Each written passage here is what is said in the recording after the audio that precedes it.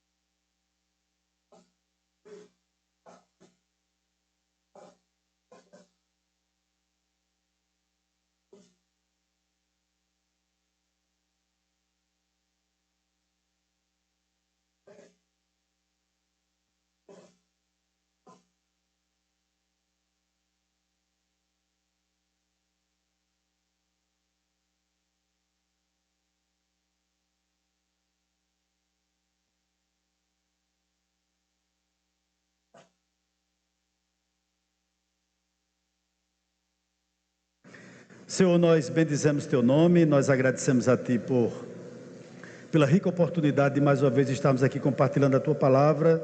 Que nessa noite, mais uma vez, pela tua infinita graça e misericórdia, tu possa falar ao coração da tua igreja através da minha vida. Faz isso para o louvor da tua glória, nós te pedimos isso em nome do teu Filho amado Jesus Cristo, que vive e reina para todo sempre. Amém. Melhorou, né? Amém? Eu tenho pregado algumas vezes aqui no livro dos Salmos, e por algumas razões, entre elas, porque os salmos, melhor dizendo, ele fala de Deus a nós, mas ele também fala muito a nosso respeito, a nós mesmos. Todo salmo ele costuma fazer isso. Ele não apenas fala acerca de Deus para nós, mas ele também fala a nós sobre nós mesmos. E esse salmo aqui não é diferente.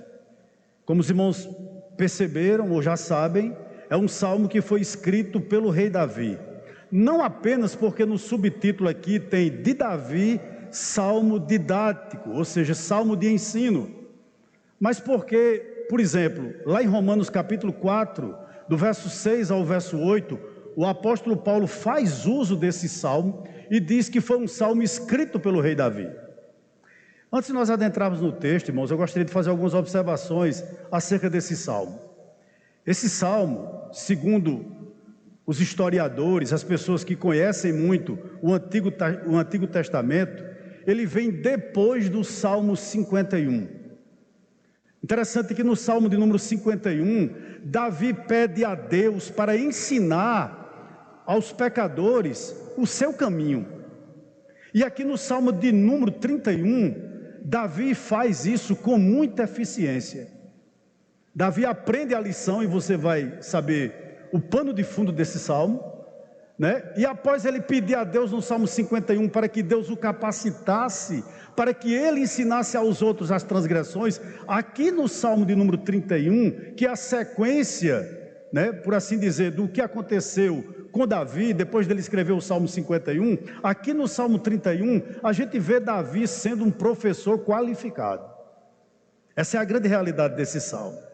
E você me perguntaria por quê? Porque a experiência do crente, ela oferece instrução preciosa para os outros.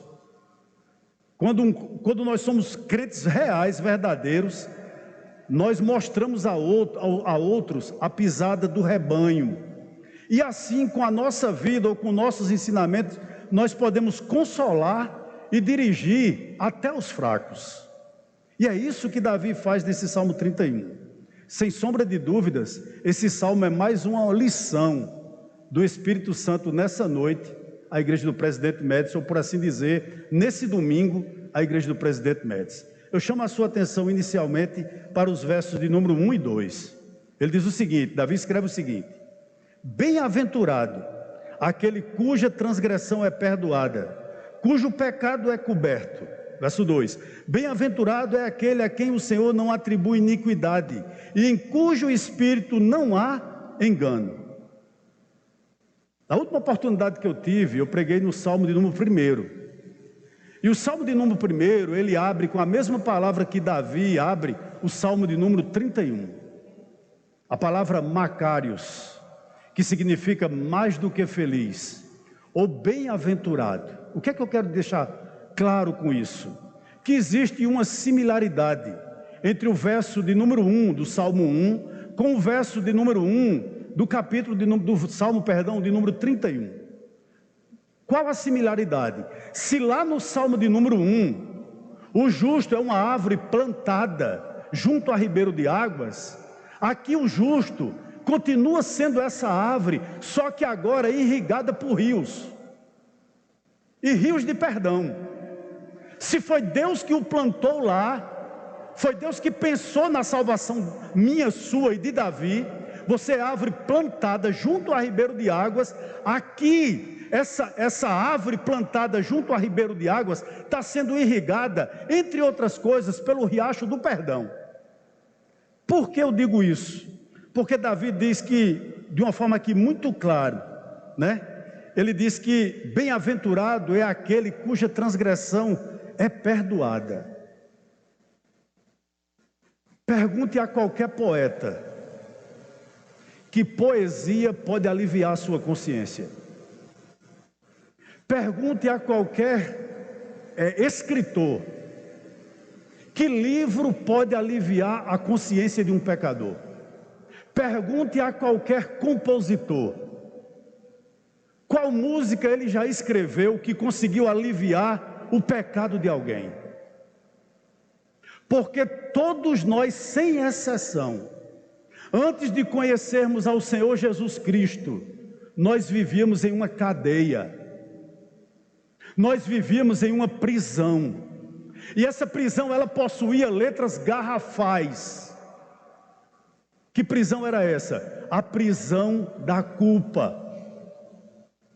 A prisão da culpa pelos nossos pecados. Me permita um parênteses aqui, eu já contei essa história aqui, mas ela me chamou tanta atenção que eu vou repeti-la. Alguns meses atrás eu vi uma reportagem acerca de um secretário de finanças de uma cidade do interior do estado de São Paulo. Era um homem muito capacitado, inclusive com curso de doutorado nos Estados Unidos, em uma universidade norte-americana. E ele veio para cá para ser secretário de finanças de uma cidade do interior. E ele foi pego desviando dinheiro juntamente com o prefeito e mais alguns secretários. Interessante que todos foram inocentados, apenas ele pegou 13 anos de prisão.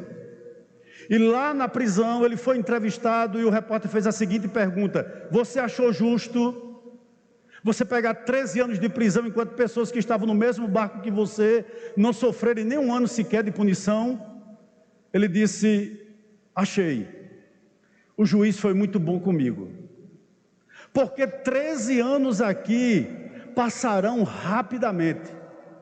O grande problema que eu tenho é enfrentar a minha mulher, é olhar para a minha esposa e explicar o que eu fiz a ela e para as minhas 2 filhas. O que era que esse homem estava dizendo? Essas prisões físicas, ou a prisão física em que eu me encontro, não é nada comparado à prisão da culpa. Talvez por essa razão, Davi, talvez não, com certeza, Davi escreve esse verso de número 1 e esse verso de número 2. E biblicamente falando, irmão, só existe dois tipos de perdão. Dois. O perdão que você pode dar ou receber de alguém, né? É o que nós chamamos de perdão horizontal. E o perdão, irmãos, que você recebe do alto, que recebe de Deus, esse é o chamado perdão vertical, base bíblica para isso, Efésios 4:32, a Bíblia só narra dois tipos de perdão, o perdão horizontal e o perdão vertical. O horizontal é aquele que você dá e recebe de alguém, e o perdão vertical que Deus lhe dá. São os dois tipos de perdão que a Bíblia tem. Mas eu me fazia uma pergunta, antes de vir pregar para os irmãos, meditando nesse verso 1 e 2, se você chegar em minha casa e me ver meditando, não se assombre, eu não estou louco, eu falo muito só. Eu ficava lá no meu gabinete falando comigo mesmo e eu fiz a seguinte pergunta: por que Davi escreveu isso? Por que Davi escreve o verso de número 1 e o verso de número 2? E por que eu fiz essa pergunta a mim mesmo? Porque Davi havia passado por uma experiência, irmãos, muito profunda, para fazer essa declaração. Não foi uma experiência qualquer. E você me perguntaria, por quê, pastor? Porque Davi era rei, Davi era bonito, Davi tinha tudo o que ele queria na mão dele, Davi era popular, o povo de Israel amava Davi, Davi era famoso, Davi era músico. E por que razão Davi faz essa declaração do verso 1 e do verso 2? Porque para ele, nada disso fazia feliz.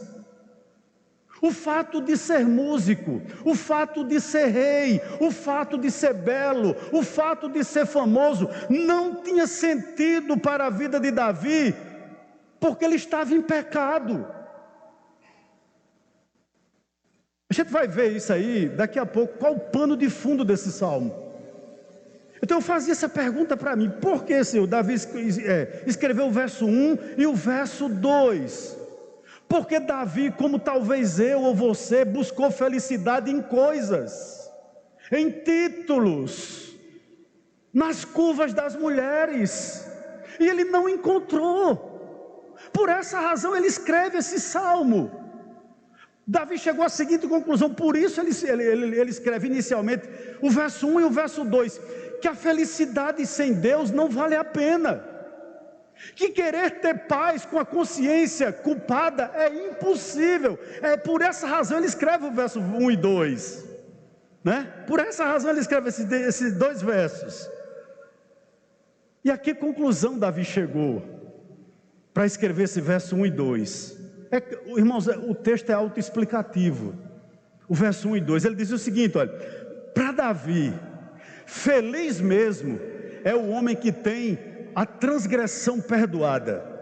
Verso 1, para Davi, feliz mesmo é aquele que tem o pecado coberto. Para ele, feliz, mais do que feliz mesmo, é aquele a quem o Senhor não atribui iniquidade.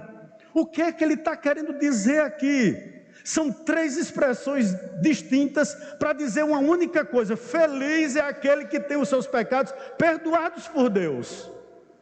Esse consegue ser feliz. O que Davi está afirmando aqui é que o pecador que escuta o Espírito, ou seja, que escutou do Espírito, melhor dizendo, você está absolvido, a misericórdia de Cristo o alcançou, os seus pecados foram cobertos pelo sangue do justo, e mais, você tem um representante para substituí-lo naquele grande dia. Em outras palavras, toda conta, toda carga de pecado que existia na vida de Davi, na minha e na sua, que aceitou Jesus, já está na conta dele.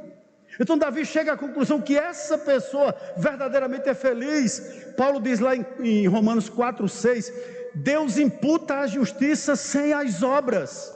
Davi está dizendo aqui: eu não fiz nada que merecesse, não havia mérito na minha coroa, não houve mérito na minha beleza, não houve mérito nas minhas músicas, simplesmente Deus me justificou.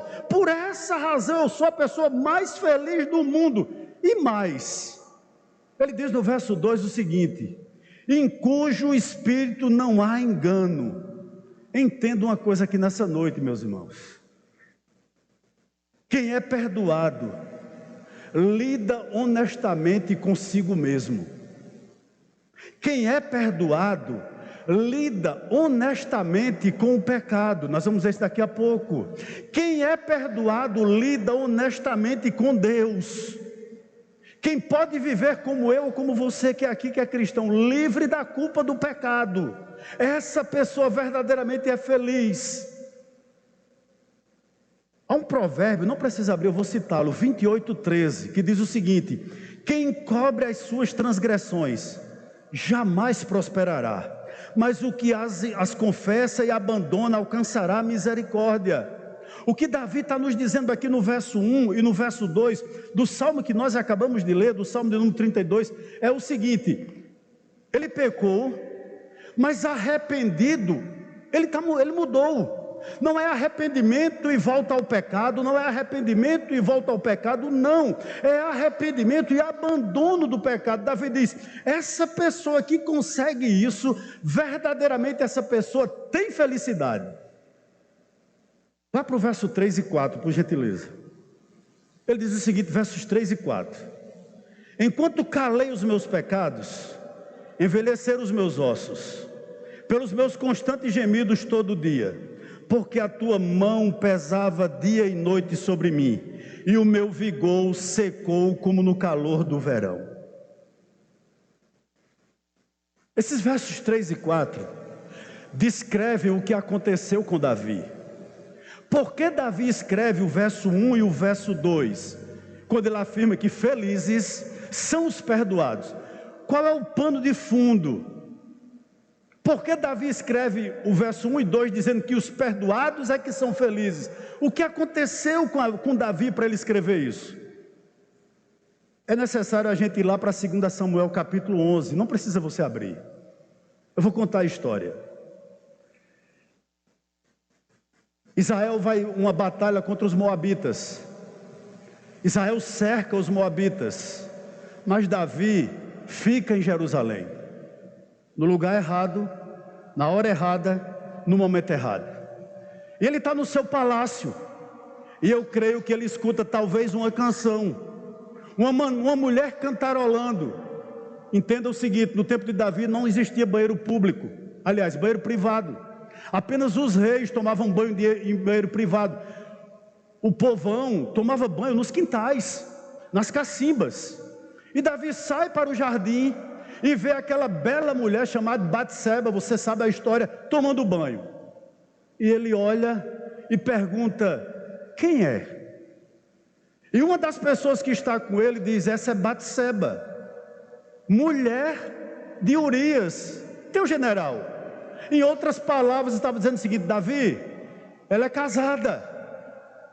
E Davi diz: eu não quero nem saber disso, traze-a, vá buscá-la. E ele deitou-se com ela. Davi traz a mulher para o palácio. Mas como isso não bastasse, depois que ela vai embora, ela diz a Davi: eu estou grávida. E Davi tem, entre aspas, um plano mirabolante. Manda chamar o marido dela que está na batalha, Urias. Urias vem, ele dá uma festa, enche Urias de vinho e diz: vai para casa se deitar com tua mulher. E Urias diz: não, rei, meus soldados estão em batalha, a arca da aliança está lá, eu não vou. E fica no palácio.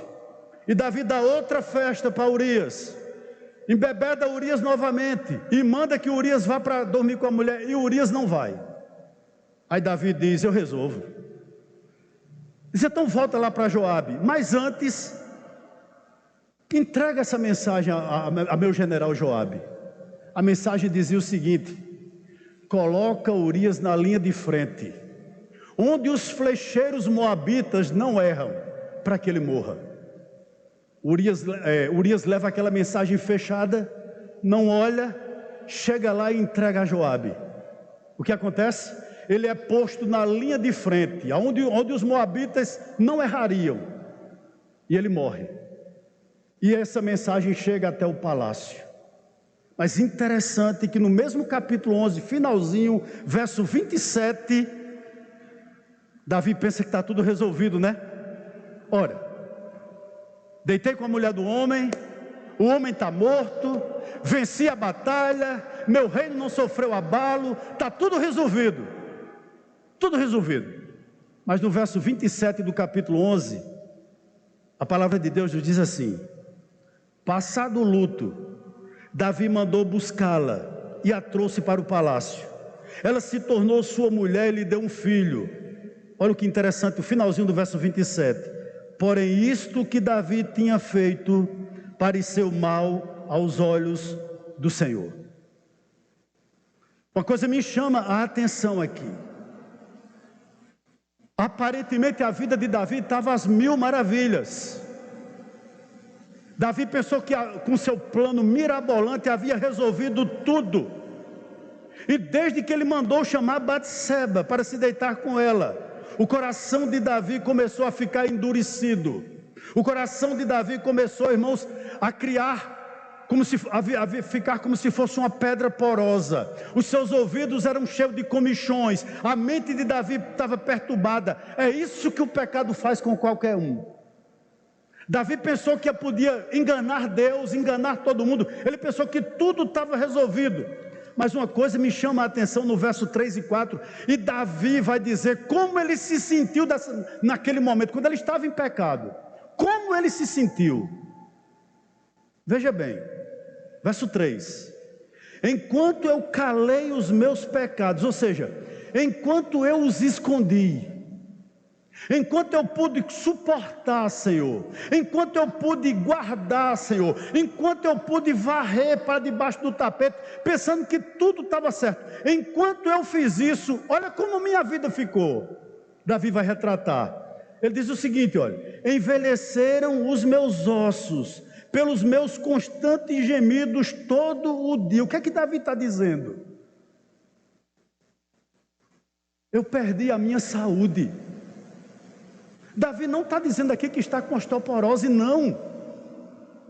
Ele está dizendo: Senhor, eu não conseguia dormir, meu corpo ficava febril, minhas pálpebras secavam, eu não tinha paz, meu coração doía, eu não conseguia ser eu mesmo, Senhor, né? Isso me chamou muito a atenção, ou seja, ele ficava inquieto.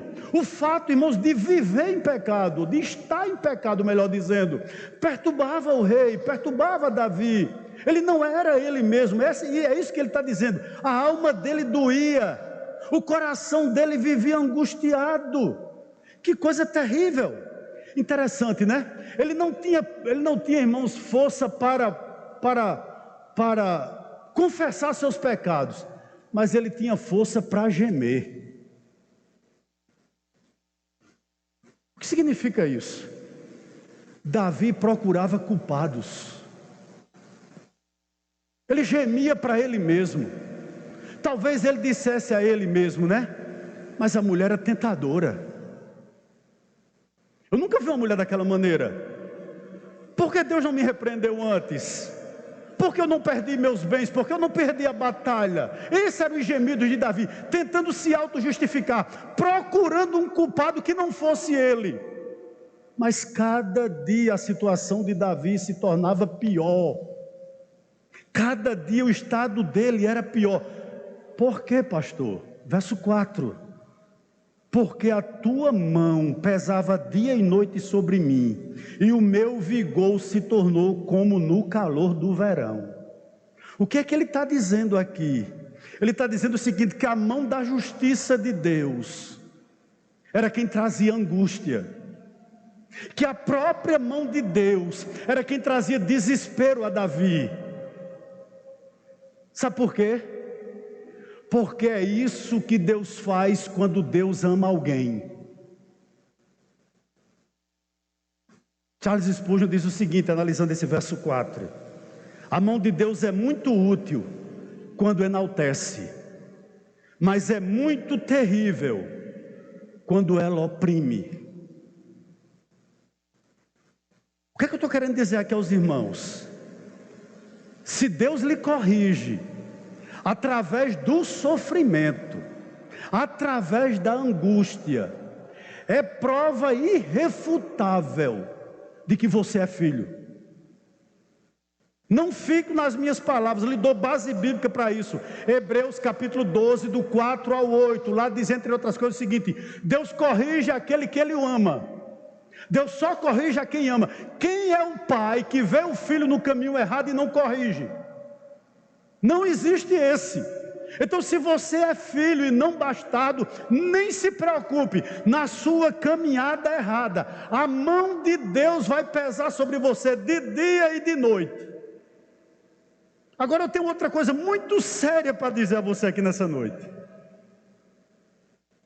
É difícil entender alguém que se diz cristão, vive em pecado, veja o termo que eu estou usando, o verbo, vive em pecado, e você consegue ter paz. É difícil entender essa filiação. Se você é uma pessoa que se diz cristã, que faz, por exemplo, a oração do Pai Nosso, se você acha que você verdadeiramente é filho de Deus, e você consegue ter uma vida em paz, mesmo estando debaixo de pecado, reveja sua conversão. Reveja sua conversão. Será verdadeiramente que você é filho? Fica a pergunta para os irmãos. Porque Davi diz outra coisa interessante no verso 4. Ele diz o seguinte, olha: e o meu vigor secou como no calor do verão. O que é que Davi está dizendo? Eu perdi o brilho. Eu perdi o brilho. Eu perdi o vigor. Quando eu estava em pecado, a alegria saiu dos meus lábios. Eu não tinha paz, nem comigo mesmo, nem para com os outros. Era assim que ele vivia. Em outras palavras, Davi estava dizendo o seguinte: eu me tornei um caniço seco. Você já viu um pé de milho, quando você planta ele e falta chuva? Fica aquele caniço seco, não serve para nada. Davi disse: assim era a minha vida, não dava mais fruto. Eu não frutificava mais, eu não era mais aquela árvore frondosa. Não era, Senhor. Por quê? Porque o pecado tirou o meu vigor, o pecado tirou a minha alegria, o pecado tirou a minha paz. O que Davi está dizendo é mais ou menos o seguinte: eu não sei se você já teve a oportunidade de ver uma lamparina acesa. Quando a lamparina ela está acesa, que o gás vai se acabando, a chama começa a tremular, ficar trêmula. Você percebe que o querosene, ou o gás, ou o álcool, seja lá o que for, ele está se acabando. Davi estava dizendo o seguinte: assim era a minha vida. Era perceptível que eu não tinha paz. Esse é o pano de fundo. Mas olha que coisa maravilhosa acontece no verso 5. Por isso, irmãos, me perdoe, não sei nem se eu devo pedir perdão, acho que não. Eu creio na eleição. Aquele que Deus antes do mundo escolheu para ser dele, Deus vai atrás. Deus vai buscá-lo. E foi assim como já foi nos dito aqui pelo diácono Denildo, com esse homem que é chamado segundo o coração de Deus. A pior coisa que pode acontecer com você é Deus voltar as costas para você e deixar que seu coração lhe guie. Deus não permitiu isso na vida de Davi. Mesmo estando em pecado, olhe para o verso 5. O que diz o verso 5? Confessei-te o meu pecado, e a minha iniquidade não mais ocultei. Eu disse, ou seja, eu tomei uma resolução, confessei ao Senhor as minhas transgressões, e tu perdoaste a iniquidade do meu pecado. Esse verso 5 ele narra a experiência da libertação de Davi. Você poderia me perguntar: pastor, o que é que eu faço para me libertar? Parece que esse verso 5 nos dá o primeiro passo. A primeira coisa para você fazer para ser perdoado é reconhecer sua falta. Davi disse, eu disse, ou seja, eu estou tomando uma posição hoje. E outra coisa me chama a atenção nesse verso de número 5. Deus não só perdoou o pecado em si, mas também o peso da consciência atormentada. Irmãos, não foi qualquer pecado. Davi simplesmente não adulterou, como diz o texto. Ele chama o pecado dele de um pecado iníquo, de um pecado horrível, porque ele apenas não só ficou com a mulher de Urias, ele planejou a morte de Urias. Veja que coisa trágica, veja que coisa maldosa. Por essa razão ele escreve aqui, tu perdoaste a iniquidade, a feiura, o dano do meu pecado. Aí você poderia pensar aí, mas pastor, Davi tem mérito aí, né? Por isso talvez Davi foi um homem segundo o coração de Deus, porque ele viu que estava errado, aí acordou um belo dia, olhou para Betseba na cama dele e disse, eu vou confessar a Deus, porque eu não te quero mais não. Não foi assim. Eu tenho que lhe contar outra historinha aqui. 2 Samuel capítulo 12, do verso 1 ao verso 13. Davi está no palácio às mil maravilhas, olhando para Batseba, e dizendo, não disse que deu tudo certo? Ficasse comigo, agora é rainha, desfruta do meu palácio, eu estou conjecturando, tá bom? Matei teu marido, colocamos o pecado para debaixo do tapete, está tudo certo, não tem com que se preocupar, embora a mente era aguilhada, né? Ferroada pelo aguilhão de Deus, mas ele deixava transparecer para Batseba que estava tudo bem. Mas 2 Samuel capítulo 12, do 1 ao 13, num belo dia, Deus manda o profeta Natã até a casa de Davi. E Natã chega lá, creio, e diz, Davi, eu tenho uma historinha para te contar. Senta aqui, ó rei. E o rei senta. E Davi disse, olha, existia dois homens, um muito rico, que tinha muito gado e tinha muitas ovelhas, e um muito pobre, que só tinha uma cordeirinha. Ele criava ela mimada, tinha aquela cordeirinha como se fosse sua filha, tinha muito amor por ela, ele era tão pobre, só tinha aquela cordeirinha. Mas o homem rico recebeu uma visita em casa, e não quis matar nenhum dos seus bois, nem quis matar nenhuma de suas ovelhas, e matou a cordeirinha do homem pobre. A Bíblia diz que Davi ficou irado, e disse, quem fez isso é passível de morte, um homem que faz isso merece morrer. Natã coloca o dedo no rosto de Davi e diz, sabe quem é esse homem, Davi? Esse homem é você. Esse homem é você. Qual é a aplicação que eu tiro aqui com base nesse verso 5 e nessa breve historinha que eu contei para vocês aqui? Quando Deus ama alguém, bote isso no seu coração, Ele sempre levanta uma voz para falar com essa pessoa. De si mesmo jamais Davi confessaria. Se dependesse do coração corrupto de Davi, jamais que ele ia dizer a Deus que havia pecado.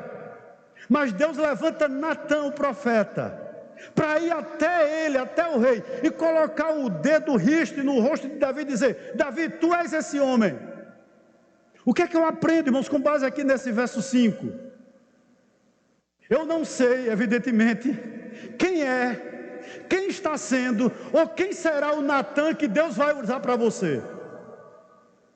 Pode ser até alguém que você não goste.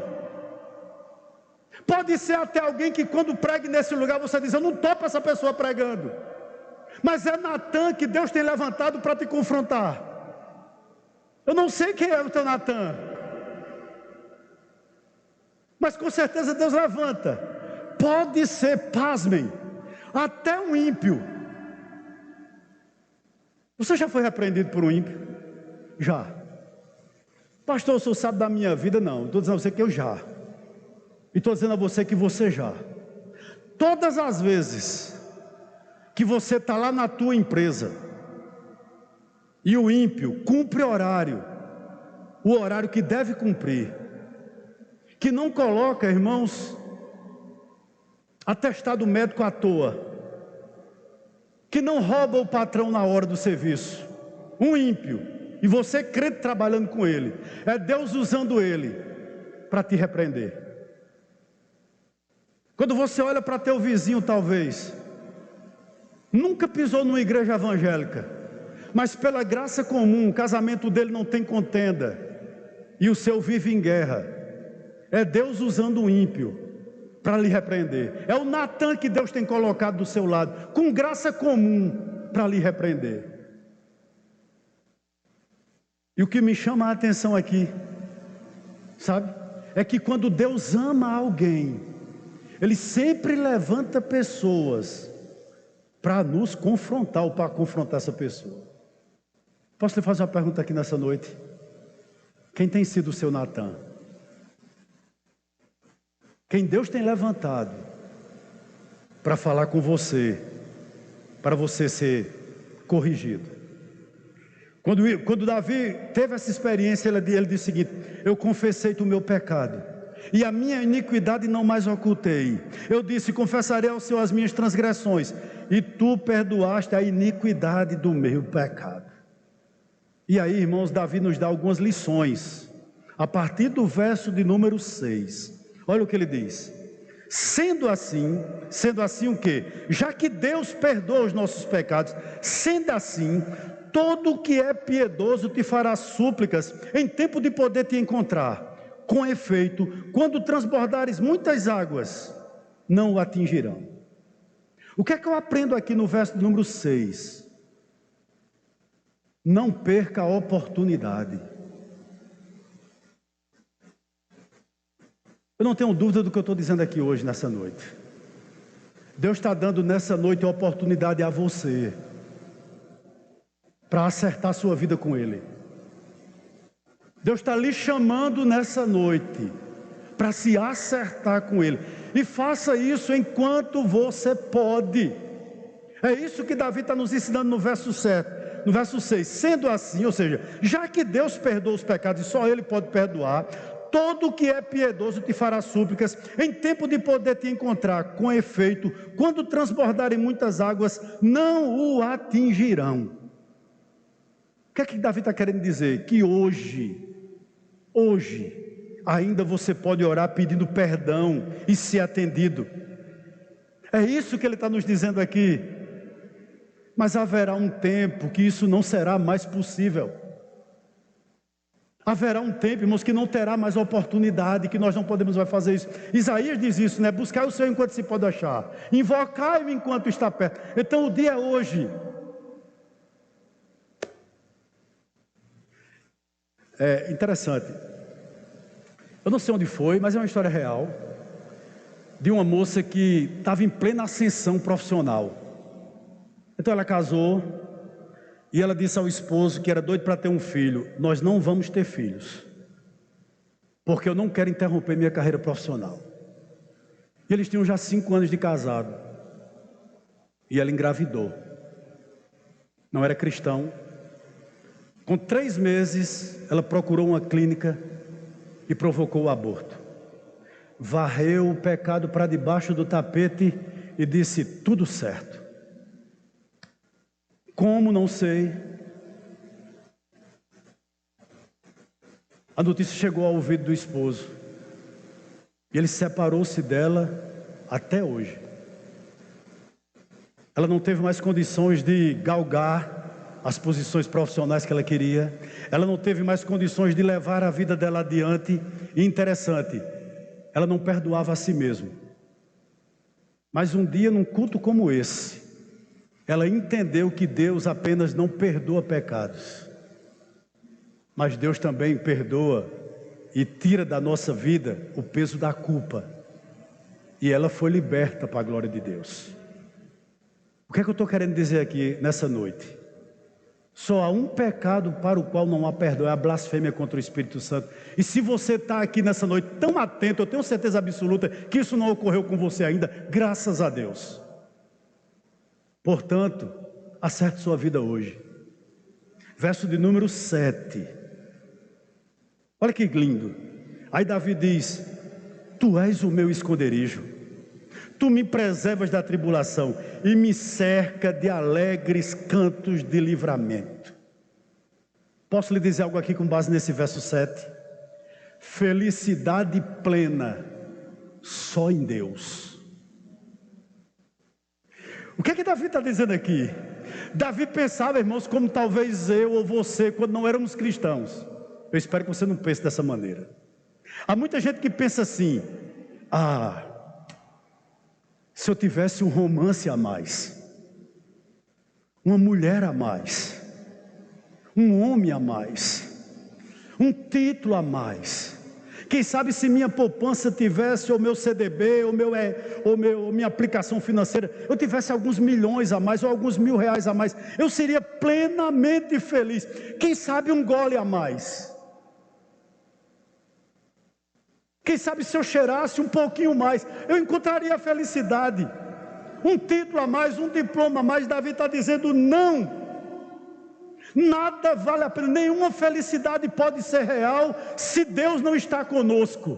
Ele disse: Senhor, eu não encontrei nada no palácio que me agradasse totalmente. A coroa não me preencheu, meus súditos não preencheram, as mulheres não preencheram. Batseba era belíssima, Senhor, mas eu vi que sem Tu, ó Deus, a felicidade nunca será plena. Você consegue entender isso nessa noite? Qualquer outro tipo de onde você buscar felicidade, você não vai encontrar, se Deus não estiver nesse projeto maravilhoso que é a sua vida. Davi viu isso no verso 7, ele diz: Tu és o meu esconderijo, Tu me preservas da tribulação, Tu me cercas de alegres cantos de livramento. Que coisa maravilhosa, irmão. Eu sei que muitos que estão aqui vão fazer isso hoje à noite. Você vai colocar a sua cabeça no travesseiro e você vai conseguir dormir. Sabe por quê? Porque essa noite, eu sei que você já entende, talvez eu só esteja lhe lembrando. Você sabe que todos os seus pecados foram perdoados. E você já foi justificado por Cristo. Você não perde a salvação. A certeza que nós temos, sabe? De uma vida eterna com Deus. Irmãos, isso nos traz paz, ou deveria nos trazer. Davi entendeu isso. Verso 8 e verso 9. Olha o que ele diz aqui: Eu o instruirei. Isso é Deus falando com Davi agora. E lhe ensinarei o caminho que você deve seguir. E sob as minhas vistas lhe darei conselho. Não seja como o cavalo ou a mula, que não tem entendimento, que são dominados com freios e cabrestos. Do contrário, não obedecem a você. Deus está falando com Davi aqui, irmãos, como Ele faz com todos nós. O que é que Deus está dizendo a Davi aqui? Davi, eu vou continuar dando direção a você. John Stott tem um termo que eu gosto muito. Deixa eu me lembrar aqui. Ele diz o seguinte: que Deus é um cão de caça. Deus não vai lhe perder de vista. Você vai tentar correr dele, mas como está aqui escrito no verso de número 8, eu vou te instruir, eu vou te ensinar, eu vou te mostrar qual é o caminho que você deve seguir, e sob as minhas vistas eu lhe darei conselho. O que é que Deus está dizendo para mim e para você? E o que Deus estava dizendo para Davi: eu continuarei seguindo seus passos. Quando você errar, eu vou levantar Natan. Quando você errar, você não vai dormir de noite. Quando você errar, o peso da minha mão vai sobre a sua vida. Eu vou ser teu cão de caça. Talvez sejam pessoas aqui desse pequeno rebanho nessa noite. Você está doido para desistir, está doido para pular. Não pula não, porque Ele vai te buscar, Ele vai mostrar o caminho que você deve seguir, Ele vai te instruir, Ele vai te dar direção. Quem de nós que estamos aqui nessa noite, irmão, já não pensamos em chutar o pau da barraca? Todos.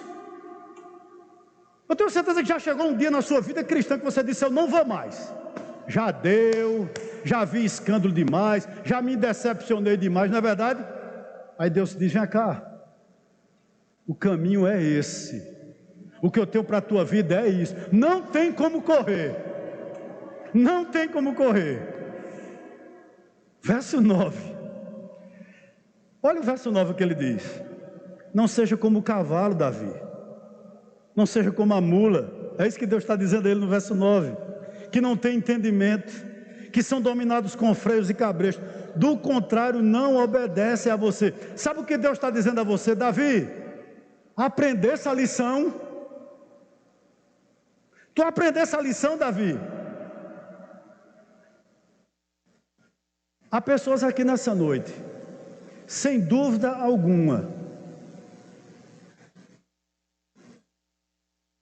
que estão aprendendo de Deus.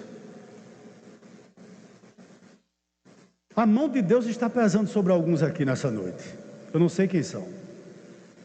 Mas a pergunta que Deus está fazendo a você é o seguinte: está dando para aprender alguma coisa? Será que a experiência negativa que vocês viveram, vocês tiraram alguma coisa de positivo? Ou a gente vai ter que voltar ao início? Sabe o que Deus está perguntando aqui à igreja do Médici? Eu vou ter que começar tudo de novo? Vou ter que voltar para o zero para você aprender o que eu tenho na sua vida? Se for necessário, eu o farei. É isso que Deus está dizendo aqui. Sabe por quê, meu irmão? Deus estava dizendo a Davi o seguinte: Davi, ninguém aconselha um jumento, ninguém aconselha um burro, não, Davi. É verdade ou não é, irmãos? Eu tenho certeza absoluta que você já viu aqueles animais de tração. E você não vê o carroceiro chegando para ele dizendo o seguinte: olha, o sinal está vermelho, pare. Não, o sinal está verde, pode seguir. Ele diz: cuidado com o carro direito. Ele não diz. Não é verdade? Ele usa cabrestos. Ele usa o freio para que aquele animal possa parar, possa seguir, possa virar à direita, possa virar à esquerda. Davi disse: não seja, Deus está dizendo a Davi, perdão, não seja como um animal, Davi. Porque se você for, minha mão vai pesar sobre você. Eu moro na periferia, irmãos. Eu moro no bairro do Monte Santo. E lá próximo onde eu moro, próximo à universidade, isso eu percebi, né? Há muitos animais de carga solto. Uma coisa interessante: quando os carroceiros vão pegar ele para trabalhar, eles tentam laçar eles.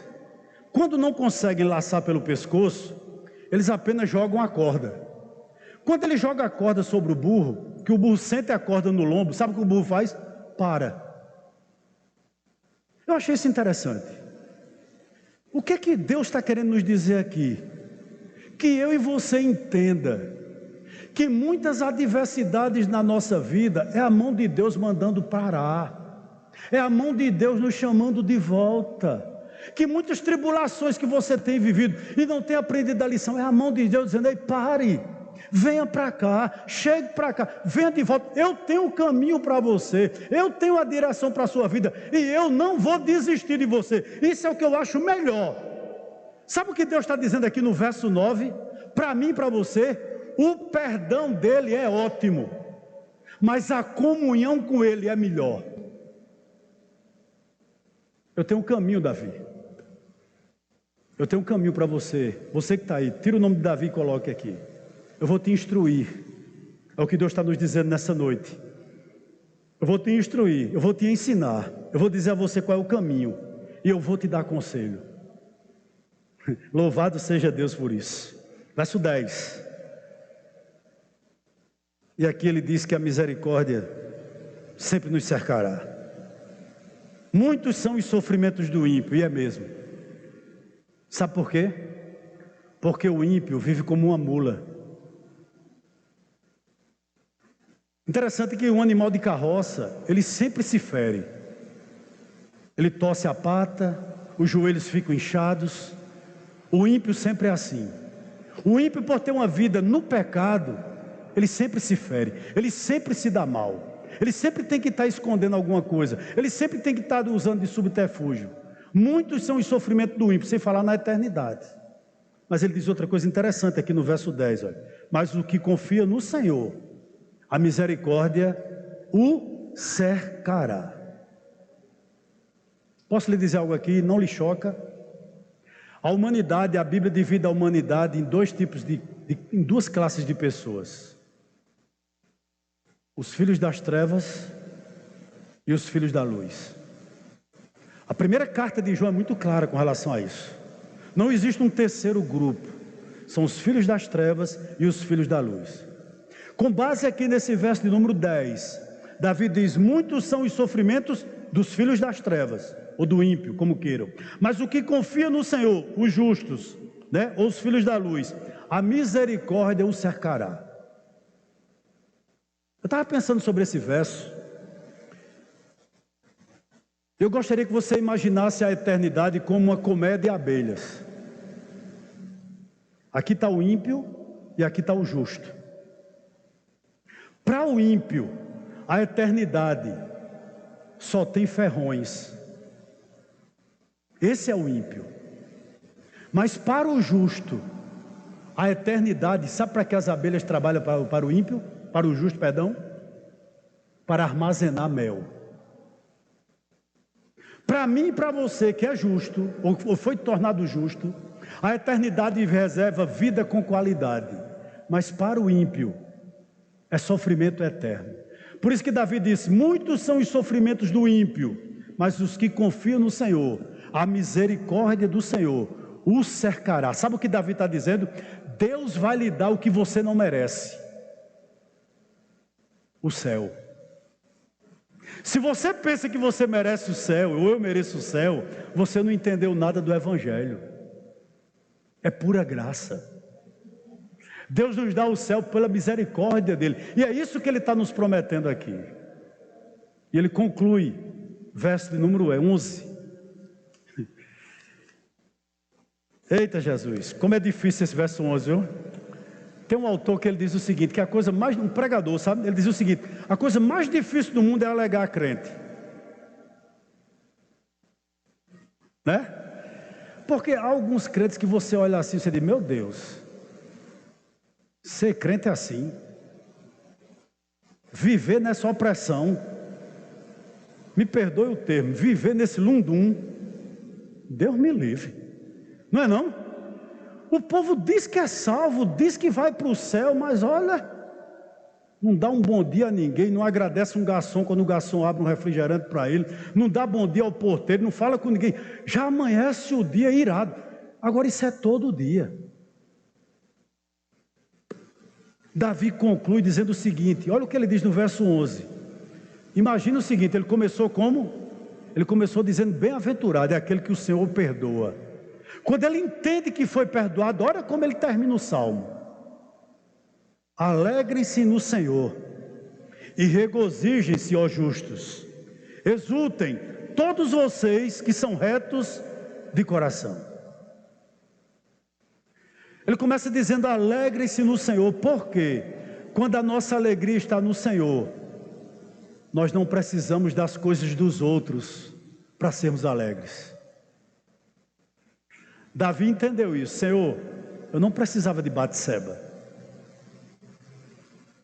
Quando nós somos, irmãos, verdadeiramente alegres no Senhor, nós não precisamos do carro do outro para ser salvo, para ser alegre, da casa do outro, da saúde do outro. Os irmãos estão me entendendo? Do dinheiro do outro, do cargo do outro, da fama do outro. Por quê? Porque nós somos alegres no Senhor. Nós não precisamos de popularidade para sermos felizes. Nós não precisamos, irmãos, de prestígio para sermos felizes.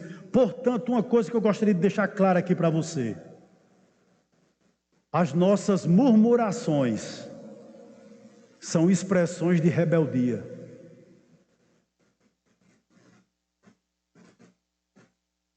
As nossas murmurações são expressões de rebeldia. Eu posso lhe dizer algo aqui que você vai parecer: esse pastor é meio doido. E você tem quase razão. Há pessoas que, para serem alegres, precisam ir conhecer Gramado. Eu sou louco para conhecer, não vou porque não tem condição. Quer pagar minha passagem, eu vou.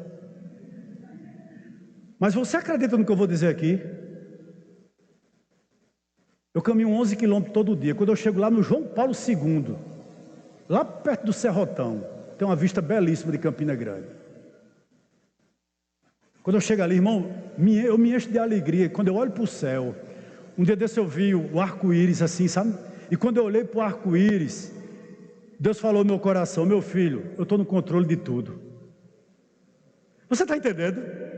Eu não tenho nada contra você viajar, você deve descansar, você deve conhecer lugares, você deve usar roupa boa, se você tem condição, deve ter um carro bom, não tenho nada contra isso. Mas isso não é a razão da sua felicidade. A razão da sua felicidade tem nome, chama-se o Senhor. Não é verdade? Ah, Jesus. Hoje a gente tinha, todo dia que a gente veio todo dia que a gente veio para o culto, a gente ia dizer, Rony, vamos tirar uma foto, eu já não aguento mais, a mesma posição, né? A mesma posição de Ritinho, né? E ela tira de bem pertinho, eu digo, me ajude, tira um pouquinho de longe, né? Mas como é bom você ser alegre com a sua esposa, com seus filhos, né? Isso é alegria, irmãos. Nosso maior bem, nosso maior patrimônio é a nossa família, né? E com certeza a salvação é acima de tudo. Regozijem-se, ó justos, ou seja, o que é regozijar-se? Redobre a alegria. Você entende? Davi planejou, Davi maquinou, Davi adulterou e disse, eu estou perdido. Ele foi dissimulado, mas de repente, Davi entendeu que Deus perdoou todos os seus pecados. O que Davi merecia? Punição. Tire o nome de Davi e coloque você. Como era a sua vida? Até você chegar aqui, o que você praticava? Com quem você andava? Com quem você digamos assim, com quem você se relacionava? E você pensou, eu estou perdido, não há salvação para mim, não tem jeito para mim. Aí Davi diz, regozijem-se, ó justos, ou seja, fiquem alegres, ó perdoados. Por quê? Porque o justo morreu por você, porque na cruz do Calvário Jesus Cristo pagou todos os teus pecados, e hoje você é salvo na pessoa dele. Por essa razão ele diz, regozijem-se, porque pelo mérito de outro, entenda, Cristo, você hoje é perdoado e salvo. Como eu não vou me alegrar com isso, irmãos? Regozijem-se, ó justos,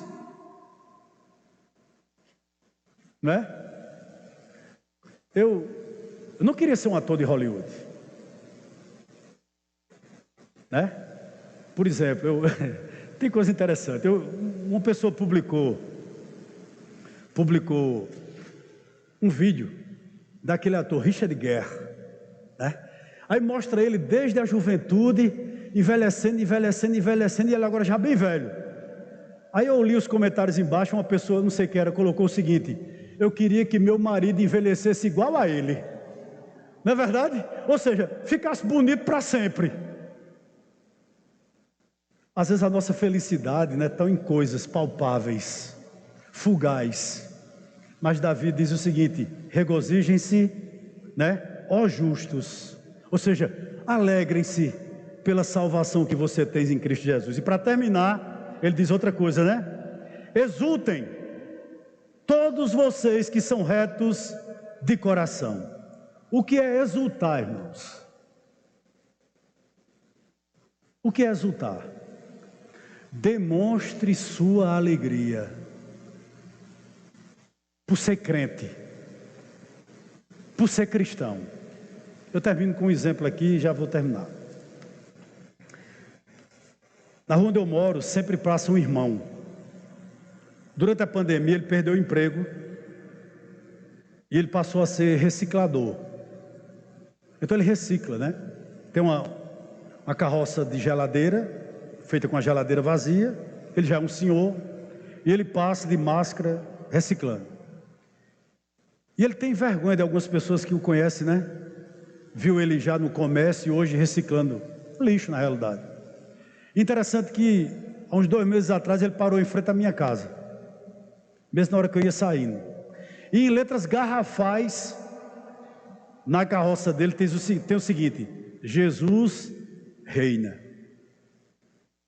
E ao sair, bem cedinho, ele olhou para mim e me deu um sorriso largo. Aí ele disse, ele não sabe que eu sou pastor, nem irmão, nem nada, né? Ele olhou para mim e disse, sabe por que eu sou feliz? Porque no céu eu vou morar num palácio. Não vou precisar mais fazer isso. O que é que ele estava fazendo ali? Exultando, demonstrando a alegria de ter sido alcançado pelo Evangelho. Ô irmão, o que é que nos falta? Diga aí para mim. Para você que é salvo, o que é que te falta? Falta o que na tua vida? Me responda, por favor, falta o quê?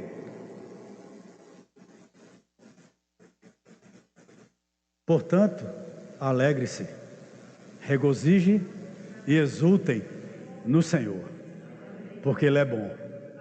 Amém? Deus os abençoe em Cristo Jesus.